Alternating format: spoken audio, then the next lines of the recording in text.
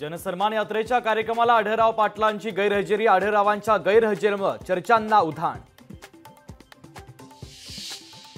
जालन्याचे पालकमंत्री अतुल सावे टक्केवारी घेऊन कामं देतात, राष्ट्रवादीच्या महिला जिल्हाध्यक्ष वंदना खंडेभराडांचा आरोप।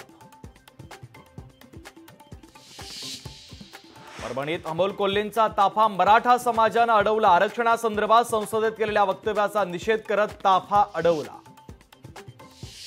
एखाद्या संतानं एका धर्माविषयी बोलणं हे निषेधार्ह आहे, जितेंद्र आव्हाडांची महंत रामगिरी महाराज यांच्यावर टीका। धार्मिक भावना भडकवणं अत्यंत चुकीचं, रामगिरी महाराजांवर कायदेशीर कारवाई करावी, सचिन खरात गटाची देवेंद्र फडणवीसांकडे मागणी। राज्यात नोव्हेंबरनंतर विधानसभा निवडणूक, पुण्यातील लाडकी बहीण योजनेच्या कार्यक्रमात उपमुख्यमंत्री अजित पवारांचे संकेत। मुंबईतील मोक्याचे भूखंड अदानींच्या घशात घातले जात आहेत, उद्धव ठाकरेंचा पुन्हा एकदा सरकारवर गंभीर आरोप। उद्धव ठाकरे राज्याचे मुख्यमंत्री व्हावेत, विरोधी पक्षनेते अंबादास दानवेंचं विठुरायाला साकडं। ऑगस्टमध्येच मुंबईसह राज्यात उन्हाचा तडाखा, मुंबईकरांना ऑगस्टमध्ये ऑक्टोबर हिटचा अनुभव।